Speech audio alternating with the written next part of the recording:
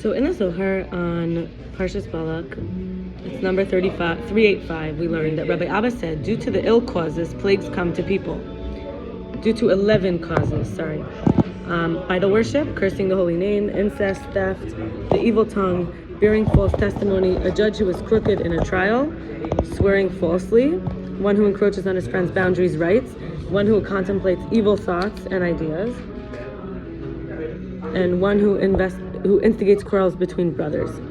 Rav Yitzchak Ginsburg speaks on what King Solomon says, that Chassidus explains the famous question asking of a groom, matzah or motze.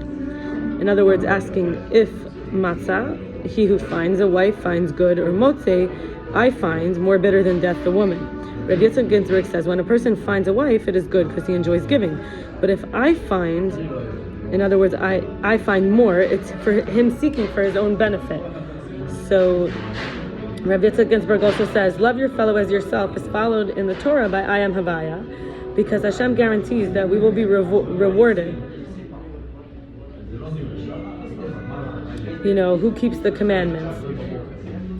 And by keeping this, love your fellow as yourself, you start to merit to resemble Hashem's essence, because Hashem loves everyone. Ani, Aleph, Nun, Yud. The I, self, equals 50. Aleph, Nun, and Yud. Nun is 50.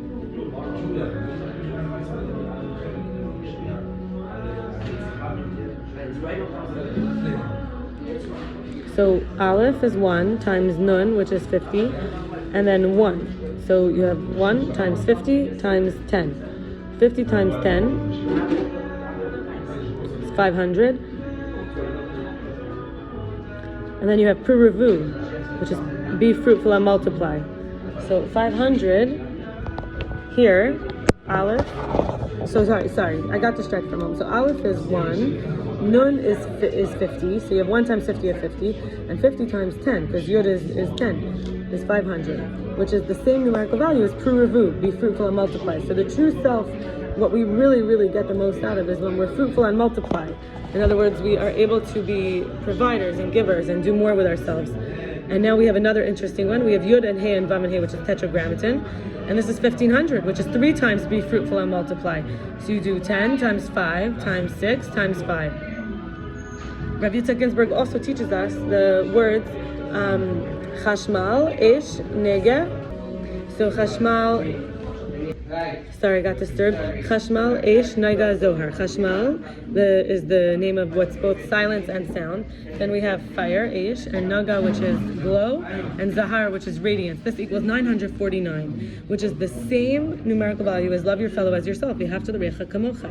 And also, this is the same numerical value as Ahavas Gever Leisha, the love of a man for a woman, which is obviously the same as the love of a woman for a man. So in Shiviti, which is a women's school in Israel, they say from Rabbi Nassan in Lekutei Halachos Hilchos Arev 5:2. Looking honestly at the truth is to see God's wondrous kindness, yet deep exile feels like all the strength to endure is nearly spent. Each person knows the wounds and pains of the own heart. Even so, we see constantly Yeshua's salvations when we are looking for them, and we hold fast to the confidence that our ancestors had in the good that is on the way, even when it seems far. The kindness of Hashem never ceases. The kindness of Hashem never ceases is from Eicha, Lamentations 3:22-23. And the essence of suffering is the inner exile of the soul. So the kindness of Hashem never ceases. His mercies are renewed each morning, and great is your faithfulness. Rashi explains that these kindnesses are renewed every morning. May we have the eyes and the heart to see them. Rav Yitzchak Ginsburg paraphrases from the Tanya in Higeret HaShuva, chapter 4. The 4 letters of God's essential name, Havaya, correspond to the stages of creation described as contraction, expansion, extension, and a second expansion. So Yud is contraction, it's a tiny letter. Expansion is Hey, it's like a breathy letter. Extension is Vav, it's like a long letter, lengthening. And then another Hey, which is expansion. And the Yud, which also represents wisdom, is the stage of contraction.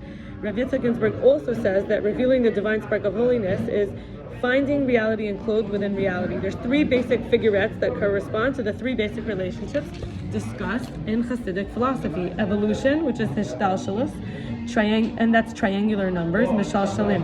Then we have enclosement, which is Hislabshus, this is square numbers, and same word. And then immersion, introspection, which is Hishra'ah, Revuim, interface-centered square, Hisra'ah. So he's saying how the mathematics is like Chassidus also teaches us that mathematics, triangulation, squaring, and interface or centered square. And then we have the triangle of a number. N is the sum of integer 1 to n, right? Then we have the square of a number is n squared. And then we have the inspirational value of a number, which is n squared. And then there's a certain figure, which I'll have to show you how it looks because it's hard for me to say. I don't remember the name of it.